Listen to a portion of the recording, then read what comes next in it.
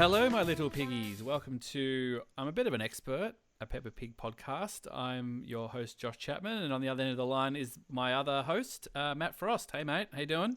I'm doing very well, thank you, Josh. We got off to a flying start last time with the pilot with Muddy Puddles, but now we're moving on to the second episode, which is Mr Dinosaur is Lost. So first establishment of Mr Dinosaur, a big heavy hitter in the Peppa Pig universe. That's correct, yes. And it gets quite dark in places. I would think that it's probably the Empire Strikes Back of the Peppa Pig universe so far.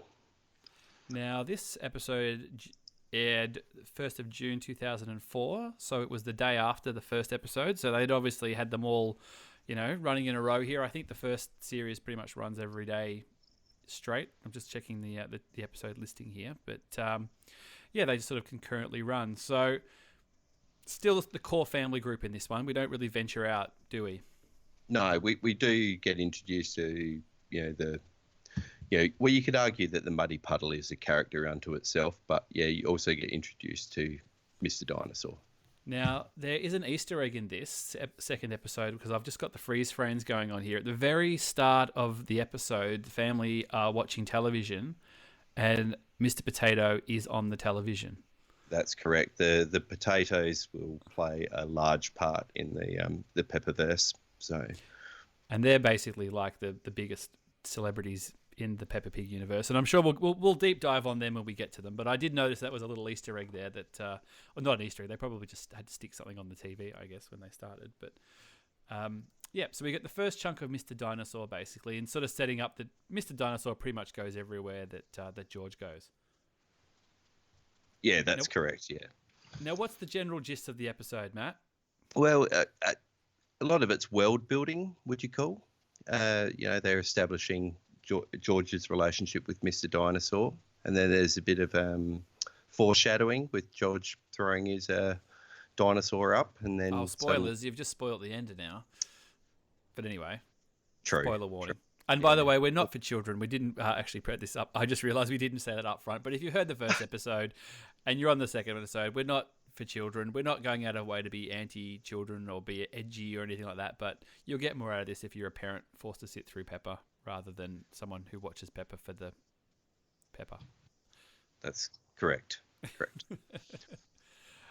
So a bit of foreshadowing, did you say? A bit of world building? Yep. So we get the established tropes of George, sleeping with Mr Dinosaur, bathing with Mr Dinosaur, burping with Mr Dinosaur. It's first sort of bodily function joke too, I'd say. Yeah, it's first proper look inside in the house too, isn't there? So you get the lounge room and you get Peppa and George's bedroom. So you actually find out that Peppa and George share a room. Yeah, and it's quite iconic. We have the play set, so yeah. We used to have this. How many bedrooms do you reckon? How big do you reckon their house is? I'm just trying to. There's an establishing shot. So if you look at the establishing shot of the house, it's definitely 2 stories. Yep. Now I know. Mummy and Daddy Pig obviously have their room, and I know Mummy Pig has a study because she works from home. True. Mummy Pig. True. So now who's doing spoilers? I know. So do you think that it's a 3-bedder and they've just given up the 3rd bedroom to Mummy Pig's study, so the kids have got to share? Almost certainly. Yeah. Yep. So they're going to have to get an extension when the kids get a bit older. They're not going. Yeah, I wonder if they'll eventually sort of push out and get a 3rd piglet in there. Age out. Well, they usually do that. When the interest drops off. When the other kids aren't so cute anymore, they have to drop in the new baby. Yeah, when Peppa and George are like an aging sow and boar, and just it becomes sour and boar. And Peppa's got a few sort of udders going on, and going out in a tube top covering her udders and things, and Daddy Pig's telling her she can't go out wearing that anymore, and it's a whole thing. Yeah. Yep. So that's now you definitely know that you're not for children. So Mr Dinosaur's gone missing. He doesn't know where it's gone, and Peppa basically fancies herself a bit of a detective. Yeah, she does, and she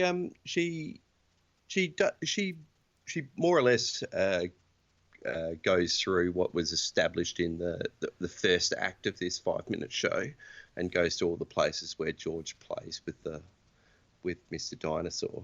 So they're all pretty good guesses, but sadly no Mr Dinosaur. So we go to the bathroom, we go to the bedroom, but then basically, Daddy Pig finds Mr Dinosaur. Yeah, you notice and how Peppa takes credit for it. He does, and Daddy Pig's quite, he's quite happy to give up the collar. So. Yeah, so I suppose you've got to keep her happy and things. And then George manages to throw Mr. Dinosaur up a tree and then proceeds to just about throw it back up the tree again. So that's the classic, you tell your kid not to do something or they don't learn their lesson. And they literally go and do the same thing all over again. Does your little Peppa have a special toy? She's got a lamb that she takes to bed, which is like the number one bed toy. Yep. Which we've actually got 2 of, so we've doubled up. Good. So you guys got to have a spare. So we got one and then bought another one quite soon afterwards. And she actually is they kind of both float around. She just completely indifferent. As long as one of them's there, she doesn't really care which one. So they're like the Olsen twins in Full House. Yeah, but she's quite happy if they're both there. That's fine. She doesn't go, why is there 2 of them? But she'll only ever take one to bed. She doesn't take both to bed, which is good because you don't want to, all of a sudden get her used to having 2. How about your kids? Have they got a must-have? The girls got given 2 small grey teddy bears, and Beanie tends to like. That's my youngest. That's the 2-year-old, Sabine. She tends to like having one of them, but she's not very particular about it. But the older one, Sarai, got given a handmade giraffe, a pink giraffe called Mrs Perkins. Oh yeah. and Mrs Perkins is very, very special. So, right. And Mrs Perkins is that a bed toy or just to take her around? Definitely. Yep. Yeah, I'd take her around and bed toy, even though she's 5 now. So she didn't get taken to school or anything like that. But Mrs Perkins has been lost. Mrs Perkins got left in a roadhouse. Did Patrick Swayze take it? Yeah.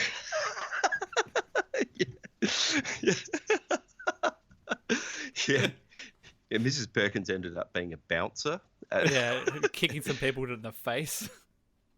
Yeah, so got left in a roadhouse on the way down to Grandma and Grandpa Pig's house.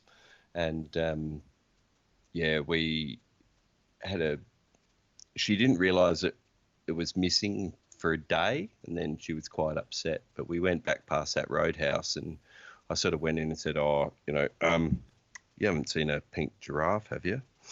And they said, yeah. Oh, yeah, it's over there. And it was sitting on top. She kept a bunch of bikies out of here last night. Yeah. She was sitting perched like a dog on top of the cappuccino machine, the coffee machine. And they said, oh, yeah, we took one look at that and figured somebody's coming back for this. So that's good. Yeah. Oh, it's always good to happy ending. Well, this obviously isn't this isn't the last time Mr. Dinosaur is going to go missing or something happens to Mr. Dinosaur. No. Yeah. And you make it wonder where they don't really say where Mr. Dinosaur comes from. It's probably like, you think you get a whole box of them from China or something, but he must more be like a Woody from Toy Story where he's actually a collector's item and doesn't know it kind of thing, one of a kind. That might be another thing when they get a bit